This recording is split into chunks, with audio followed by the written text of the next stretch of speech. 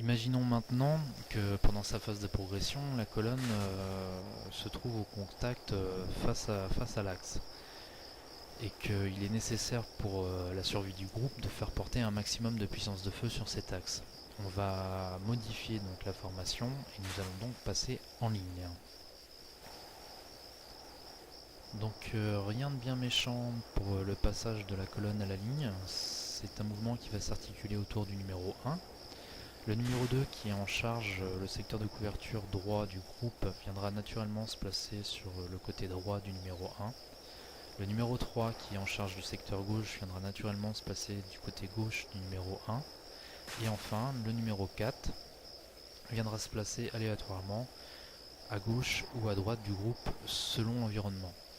Génériquement parlant, il favorisera le côté droit pour que le chef de groupe sache qu'il aura deux hommes sur sa droite et un homme sur sa gauche en situation normale.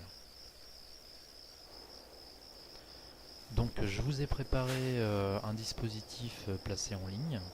Donc vous retrouvez chaque élément du groupe, le numéro 4 placé à l'extrême droite du dispositif, le numéro 2 qui est placé à droite du numéro 1 et enfin le numéro 3 qui est placé à gauche du numéro 1. Donc intéressons-nous maintenant au secteur de couverture. Donc, vous pouvez observer que les unités à l'extrémité de la formation sont un peu plus sensibles aux côtés, aux flancs sur lesquels ils sont positionnés. Les deux unités au centre de la formation étant concentrées sur l'axe de progression du groupe. Vous pouvez observer également que l'arme collective du groupe est placée au milieu ainsi que le lance-grenade. D'où l'importance d'avoir l'assaut ou la minimi placée en numéro 2 en formation de colonne pour pouvoir porter justement le maximum de puissance de feu face à la ligne. Le principal avantage de cette formation est qu'elle permet au groupe d'exploiter à 100% sa puissance de feu sur un secteur prédéterminé.